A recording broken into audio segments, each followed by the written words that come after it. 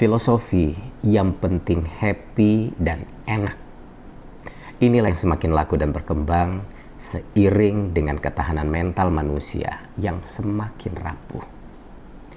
Filosofi ini begitu membias dalam kesadaran berinteraksi, merubah kesadaran dan semakin membawa kita manusia pada kebebasan tanpa batas, kebebasan tanpa arah, persis seperti orang mabuk. Orang tidak lagi menganggap etika itu menjadi penting, seiring dengan semakin menipisnya perhatian pada hal-hal yang baik. Kebaikan seakan-akan tidak lagi dianggap menyenangkan, dan hidup tanpa aturan dianggap sebagai sebuah kesenangan. Sebenarnya dalam hidup, dalam jenis apapun konteksnya, etika moral menjadi dasar yang akan mengatur kehidupan kita sebagai manusia yang punya kode etik, yang punya moral, tidak hanya punya pikiran, tetapi juga punya rasa. Begitu juga dengan praktek wirausaha. Ada satu kondisi di mana kode etik dan etika moral mengatur kita dalam melakukan dan mengembangkan bisnis dan usaha. Assalamualaikum warahmatullahi wabarakatuh. Saya Dr. Hanif Al-Qadri kembali hadir bersama saudara dalam ruang virtual untuk mata kuliah pengantar kewirausahaan. Dan kali ini, kenapa saya singgung persoalan etika? Karena memang kita akan membahas lebih banyak tentang etika moral dalam berwirausaha. Teman-teman mahasiswa, para calon wirausahawan, hari ini kita akan bicara lebih banyak tentang etika dalam berbisnis, etika dalam berwirausaha. Muncul pertanyaan dalam pikiran kita, sebenarnya apa itu etika? Khususnya etika dalam berwirausaha, apa memang perlu ada semacam aturan-aturan moral tertulis atau yang tidak tertulis yang mesti kita ikuti? Nah, dalam konten kali ini kita akan bahas lebih lanjut. Mudah-mudahan ini menjadi masukan buat kita semua, khususnya untuk Anda, buat saudara yang akan memulai bentuk apapun usaha Anda suatu saat kelak, atau ketika memulai hari ini, bahwa ada hal-hal tertulis ataupun tidak yang secara sadar rasa dan moral yang ada terdalam dari diri kita akan mengatur semuanya tanpa harus diingatkan oleh orang lain. Nah, etika wirausaha sebenarnya ini merupakan satu kegiatan usaha yang dilakukan dengan kode-kode etik atau aturan-aturan atau norma yang berlaku di satu masyarakat. Ketika saudara akan membuka satu bisnis di wilayah manapun, maka kita yang punya kewajiban untuk mengikuti aturan moral, aturan norma yang ada di wilayah tersebut. Bukan orang yang harus beradaptasi dengan aturan-aturan norma itu, tapi kita yang harus menyesuaikan diri. Dalam bisnis pun ada norma-norma yang harus kita patuhi. Etika atau norma itu sendiri digunakan biasanya agar para pengusaha seperti saudara atau calon pengusaha seperti Anda tidak melanggar aturan-aturan main yang telah ditetapkan, dan usahanya dijalankan dengan memperoleh simpatik dari berbagai pihak. Sehingga apa? Ada kenyamanan, ada ketentraman, ada hubungan baik ketika memiliki usaha dengan pengusaha-pengusaha yang lain, dengan pelanggan, dengan masyarakat di sekitar. Sehingga proses menjalankan usaha dan bisnis menjadi lebih nyaman karena ada etika yang mengaturnya. Kalau kita coba review lebih jauh, kita coba analisis, asal kata etika itu dari Perancis, dari bahasa Perancis etiquette, yang berarti kartu undangan. Arti dasarnya adalah kartu undangan. Ketika kita coba googling sedikit, apa kaitan antara etika dengan kartu undangan yang masa itu berkembang? Ini adalah pada saat raja-raja Prancis sering mengundang tamu-tamu kenegaraan untuk satu kegiatan atau satu pesta. Dan itu dilakukan dengan melalui kartu undangan. Nah, dalam kartu undangan itu tercantum berbagai macam persyaratan, berbagai macam ketentuan, mulai dari aturan main termasuk dress code, ketika akan menghadiri acara tersebut. Termasuk segala hal yang harus dipatuhi, sehingga yang di luar dari ketentuan itu dianggap orang yang tidak diundang. Nah, filosofi ini yang kemudian mengakar menjadi kata etika, etika aturan. Nah, aturan yang dimaksud di sini adalah tidak sekedar aturan tertulis, tapi aturan norma yang berlaku, yang didesain atau yang sudah menjadi budaya di satu wilayah atau satu tempat tertentu. Nah, ini juga akan terkait dengan etika dalam berwirausaha atau etika bisnis. Sekarang kita coba analisis lebih jauh dalam pengertian yang lebih luas. Etika adalah tata cara dalam berhubungan dengan manusia lain, dengan pengusaha lain, dengan produsen lain, dengan customer, dengan masyarakat atau lingkungan sekitar.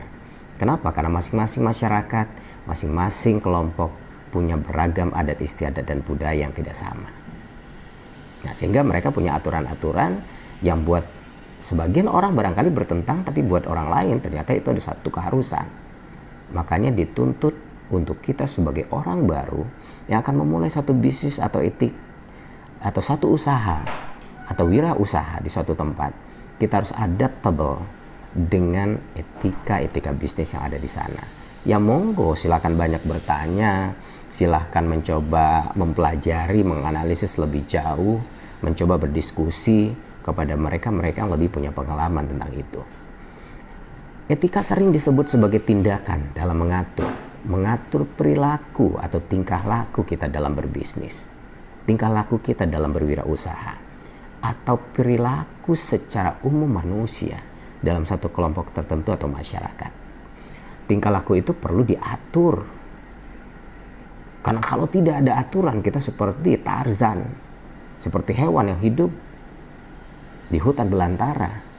Siapa yang kuat dia menang, siapa yang kalah dia menderita dan mati dengan sendirinya. Nah, tingkah laku melalui etika ini perlu diatur agar tidak melanggar norma-norma atau kebiasaan yang berlaku di masyarakat itu. Bukan siapa yang kuat, tetapi berdasarkan norma yang memang sudah disepakati. Sikap dan perilaku seorang pengusaha atau bisnismen itu kudu harus wajib mengikuti norma yang ada yang berlaku dalam satu negara ataupun masyarakat. Misal berpenampilan sopan dalam satu situasi atau cara tertentu. Ketika acara formal menggunakan pakaian formal yang nggak bisa bercelana pendek, nggak bisa menggunakan sendal. Meskipun kita bilang lah ini hidup saya, hidup gue yang nggak bisa begitu. Ketika saudara akan hadir di satu tempat, apa aturan yang berlaku secara umum di sana? Apakah tertulis atau tidak tertulis? Kalau ingin masuk dan ada di lingkungan itu, maka kita yang harus beradaptasi. Nggak bisa semau kita. Cara berpakaian yang layak dan pantas, cara berbicara yang santun dan hormat. Kepada orang tua cara bicaranya bagaimana? Bagaimana supaya ketika kita berkomunikasi tidak menyinggung perasaan orang lain. Perilaku menyenangkan dalam pergaulan. Nah, itu adalah semacam norma atau etika-etika yang mengatur. Nah, sekarang kita lihat bagaimana dengan etika dan norma setiap pengusaha dalam sebuah bisnis. Satu, dalam kode etik berbisnis dan berwirausaha harus kudu wajib jujur. Jujur dalam konteks apa? Dalam segala hal. Kalau ingin menjual kualitas, ya kualitas. Jangan hanya janji, tapi bukti. Karena orang begitu gampang membuktikan suatu saat kelak. Maka selesailah Anda ketika berbisnis tidak jujur. Nanti kita bisa analisis dari banyak sisi. Yang kedua, etika norma dari pengusaha itu apa? Bertanggung jawab. Kalau memang orang merasa dirugikan dan konsumen atau masyarakat komplainnya harus dijawab, tidak dihindari. Kapan perlu bentuk tanggung jawabnya adalah mengganti.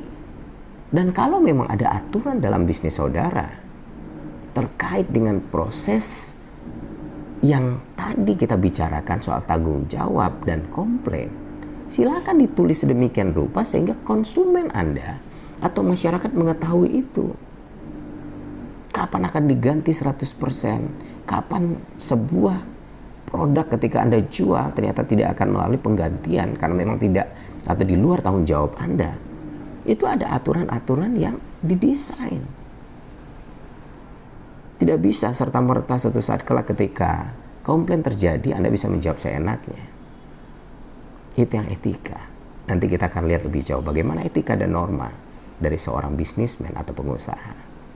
Etika lain atau norma lain dari pengusaha, menepati janji, disiplin, taat dengan hukum dan aturan yang ada di masyarakat atau di sebuah bangsa, tempat usaha yang Anda kembangkan.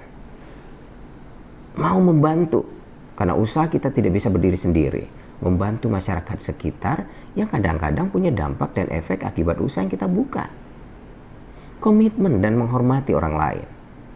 Komit terhadap segala sesuatu, terhadap hukum, terhadap undang-undang, terhadap aturan main, terhadap perjanjian yang dibuat dan disepakati, dan prestasi. Artinya bicara soal kualitas. Tujuan dan manfaat etika itu memang ada.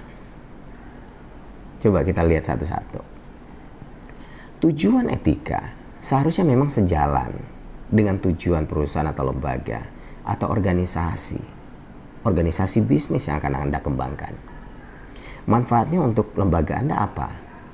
Persahabatan dalam pergaulan, menyenangkan orang lain, membujuk pelanggan agar menjadi pelanggan setia Anda, mempertahankan pelanggan Anda agar selalu menjadi pelanggan terbaik, membina dan menjaga hubungan dengan siapapun, apakah dengan customer, dengan pelanggan, dengan produsen, dengan masyarakat sekitar.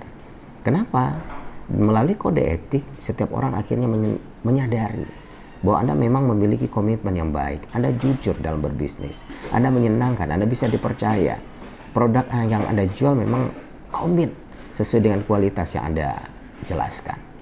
Sehingga apa? Persahabatan akan muncul. Setiap orang akan merasa senang dengan produk yang Anda hasilkan.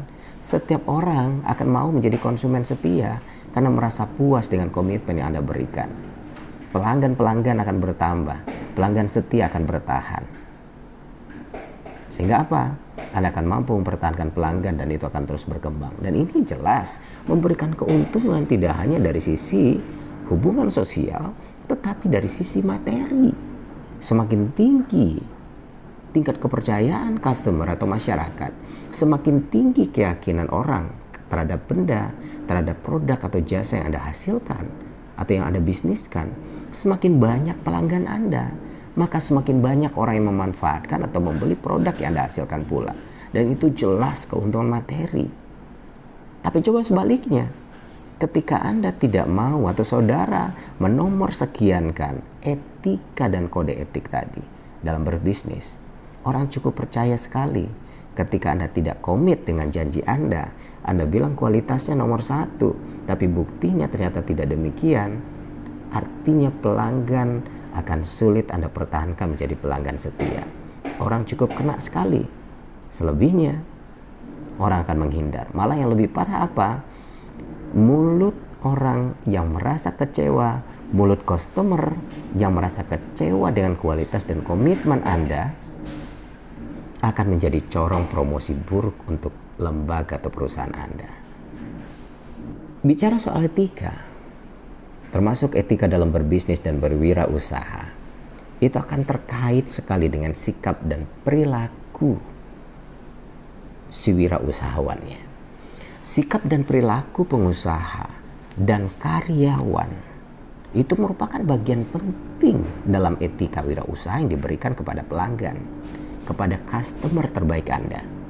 Nah, sikap dan perilaku tersebut yang dimaksud dalam berwirausaha adalah sikap jujur dalam bertindak dan bersikap, rajin, tepat waktu, tidak malas, murah senyum, karena ini akan menjadi emosi terdalam ketika menggait pelanggan terbaik Anda. Ramah, orang akan semakin dekat. Pelanggan akan merasa bahagia ketika berhadapan dengan saudara. Pandai bergaul, fleksibel, suka menolong pelanggan, tanggung jawab rasa memiliki lembaga atau perusahaan, tanggung jawab Paling tidak adalah ketika komplain diberikan dengan lapang dada, dengan senyuman tetap Anda menerima. Jadi senyuman tidak hanya diberikan pada saat orang membeli atau memberikan keuntungan kepada lembaga atau perusahaan Anda, tapi pada saat komplain pun senyum Anda tidak akan berubah. Penerimaan Anda harusnya sama ketika mereka memberikan keuntungan pada saat membeli dengan pada saat mereka meminta pertanggungjawaban saudara, karena memang ada hal-hal yang di luar kendali kita sebagai manusia. Jadi tidak akan selamanya ketika kita menjaga sedemikian rupa bahwa semuanya akan sesuai dengan hasil yang kita harapkan. Di luar kendali batas kita sebagai manusia, kadang-kadang akan ada hal-hal yang di luar ekspektasi kita. Makanya salah satu bentuk dari tanggung jawab itu adalah mengelola komplain dari pelanggan. Jadi kalau kebiasaan Anda menerima pelanggan dengan senyuman, pada saat komplain seharusnya juga demikian. Pada saat Anda menerima pembeli, ketika memberikan keuntungan dengan senyuman, dengan ramah tamah, maka pada saat komplain pun keramaan Anda seharusnya juga tidak berubah. Tapi sayang dalam prakteknya berbeda. Setiap kita cenderung memberikan senyuman terbaik kita. Hubungan begitu ramah. Kenyamanan kita berikan spektakuler kepada pelanggan.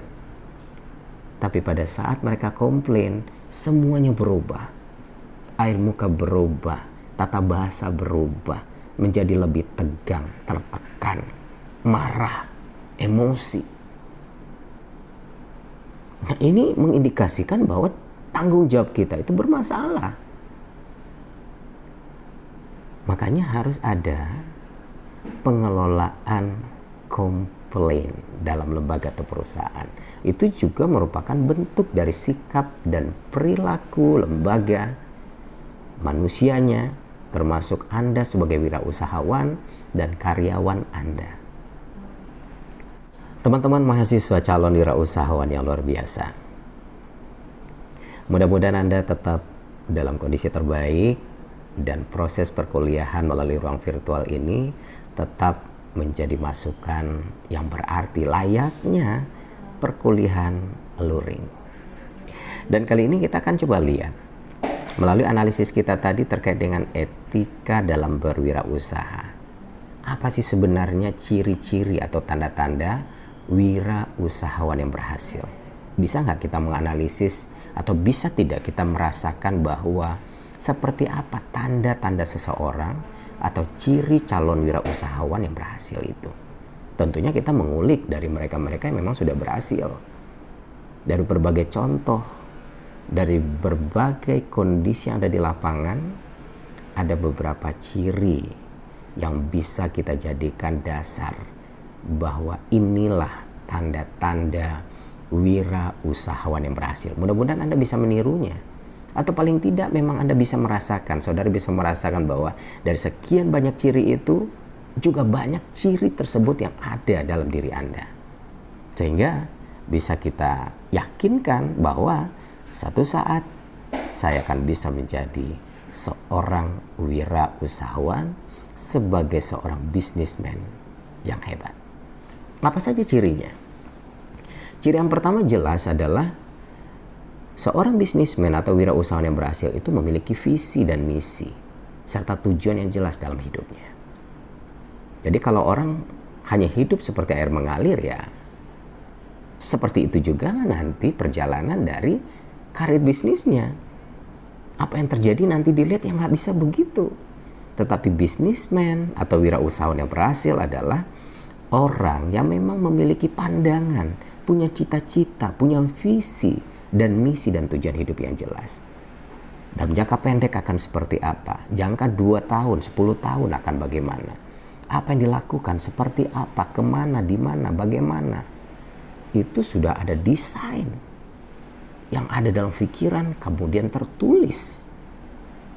Dan biasanya kalau mahasiswa pun, mahasiswa yang berhasil adalah manusia-manusia atau mahasiswa-mahasiswa yang memiliki visi dan misi dan tujuan hidup yang jelas. Jadi nggak bisa, ya sudah, pada saat teman saya lulus, ya pasti juga akan lulus. Iya lulus, tapi kapan, berapa lama? Iya lulus, tetapi nilainya seperti apa? Tingkat kepuasan saudara seperti apa?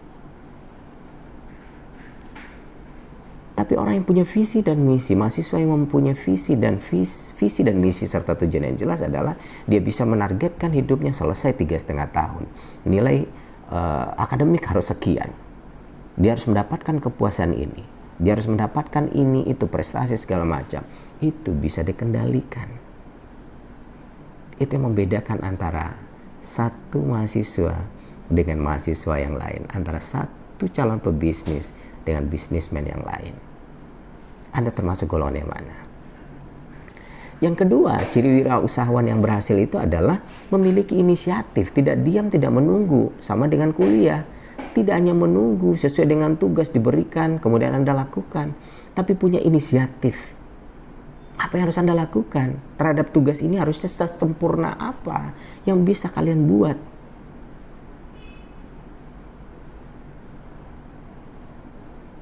Jadi bersyukurlah untuk Anda yang memang memiliki inisiatif dalam hidup. Sehingga Anda akan tahu menjadi orang yang tahu diri dan tahu apa yang akan Anda lakukan. Tapi merugilah untuk orang-orang yang hanya bisa menunggu atau justru tidak mau berbuat apa-apa karena takut menanggung resiko. Yang ketiga, punya orientasi akan prestasi, beda dengan kerja. Misalnya ada tugas dari saya nih, buat satu analisis misalnya. Ini akan berbeda. Orang yang mengerjakan sesuai dengan aturan main yang saya berikan, itu baru dalam bentuk tanggung jawab yang tertulis. Berarti Anda melakukan. Akan berbeda dengan orang yang punya orientasi terhadap prestasi. Kalau ditugaskan satu, maka dia akan melakukan 4. Bagaimana sebaik mungkin, sesempurna mungkin dia bisa melakukan. Kalau tidak diminta sumber, maka dia akan mencari sumber-sumber yang bisa dipertanggungjawabkan. Apalagi untuk saudara yang memang seenaknya melakukan tugas atau membuat tugas. Wallahu alam. Apa ciri lain dari wirausahawan yang berhasil? Berani menanggung risiko. Karena dari risiko itulah kadang-kadang kita tumbuh dan belajar menjadi lebih baik, lebih kuat. Satu iklan yang menyatakan tidak kotor ya tidak belajar. Jadi jangan sampai dibalikin. Ya daripada kotor mending ya kagak. Kalau memang udah yakin akan kotor ngapain? Nah itu orang yang takut mengambil risiko. Padahal dari kotor itu kita bisa memaknain kata bersih. Dari kotor itu kita bisa akhirnya berterima kasih atas kondisi yang bersih.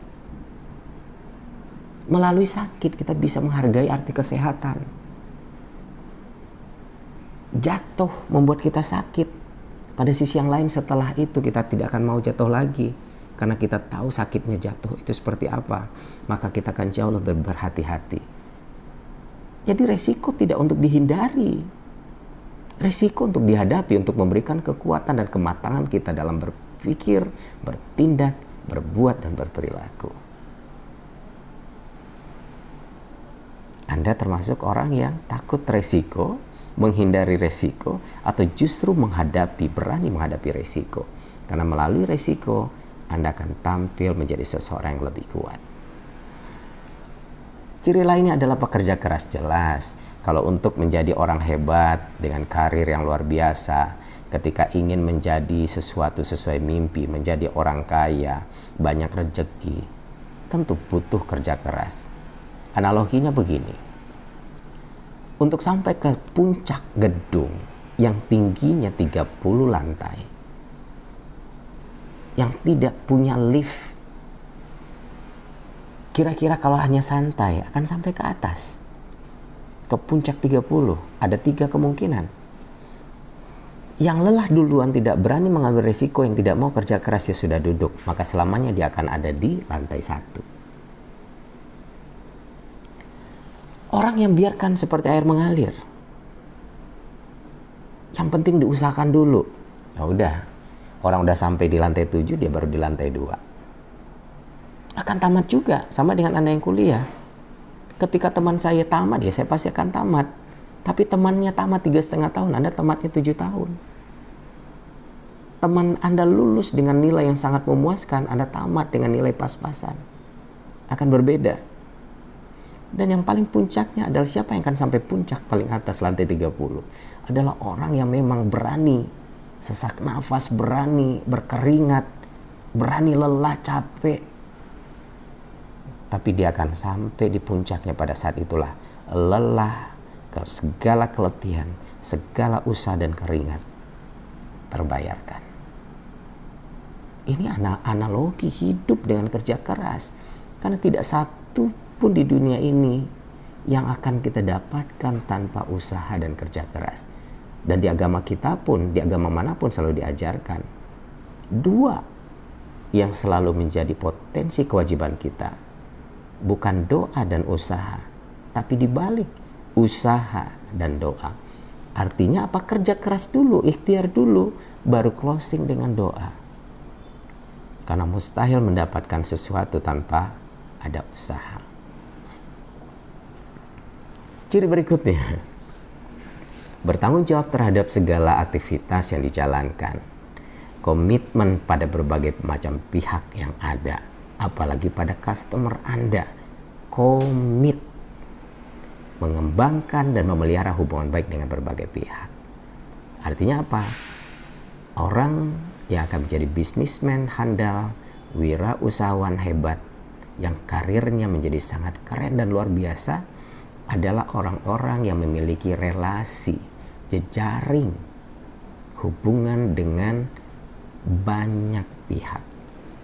Tidak hanya sesama pengusaha, tidak hanya dengan customer, tidak hanya dengan masyarakat, dengan segala level, segala jenis, karena boleh jadi satu titik dari mereka akan memberikan peluang terbaik untuk Anda suatu saat kelak. Teman-teman mahasiswa semuanya, ada satu hal yang mesti kita pahami dalam berwirausaha atau mengembangkan bisnis. Meski ini bukan menjadi satu tujuan, tetapi kadang-kadang ini menjadi motivasi. Kalau sedikit kita mau googling, mau membaca dari karya-karya hebat bisnismen yang sudah maju duluan. Ini terkait dengan penghargaan. Ingat, dalam konteks bisnis ada satu lembaga internasional yang akan memberikan penghargaan, yang akan melihat perjalanan dari kegiatan bisnis dan juga wirausaha yang kita lakukan. Ernst & Young, ini nama lembaganya.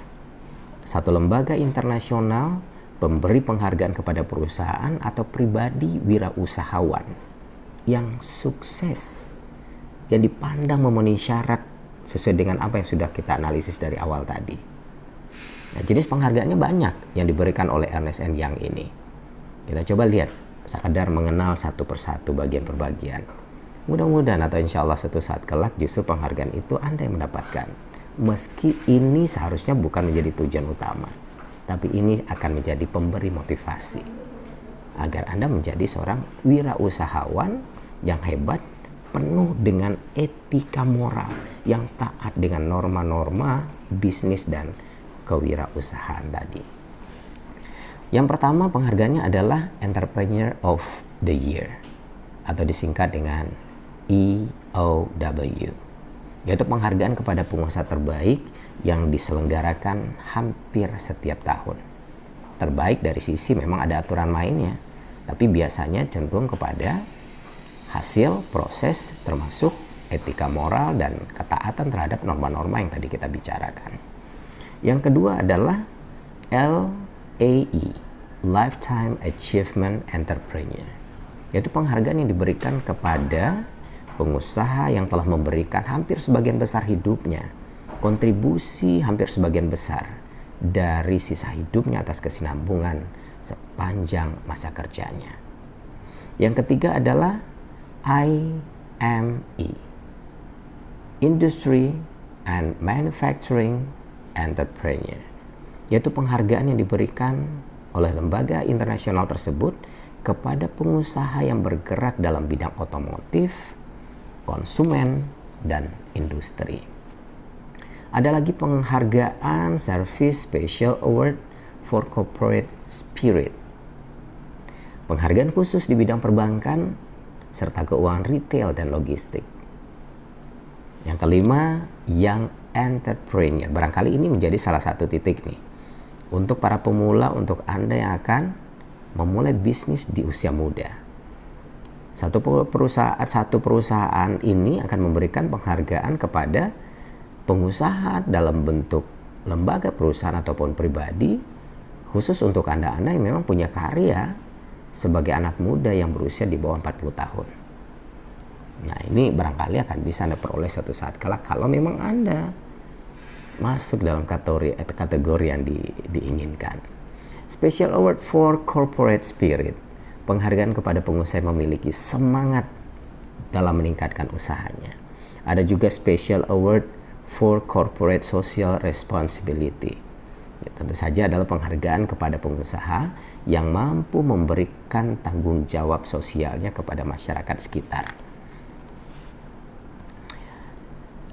Oke, sekali lagi meski saya bilang award-awardan tadi, penghargaan tadi bukan menjadi tujuan utama, tapi kadang-kadang ini bisa menjadi motivasi untuk Anda yang bisa memberikan respon dalam dunia usaha dan wirausaha dan juga bisnis yang kita jalankan. Saling memberikan pengaruh baik, tentu saja ini juga bagian dari etika moral yang kita perbincangkan tadi. Sampai di bagian terakhir, mudah-mudahan sekali lagi bermanfaat setiap topik, setiap konten yang kita bicarakan di setiap minggunya dalam mata kuliah pengantar kewirausahaan. Terima kasih. Saya Dr. Hanif Al-Qadri pamit. Wassalamualaikum warahmatullahi wabarakatuh. Sampai jumpa.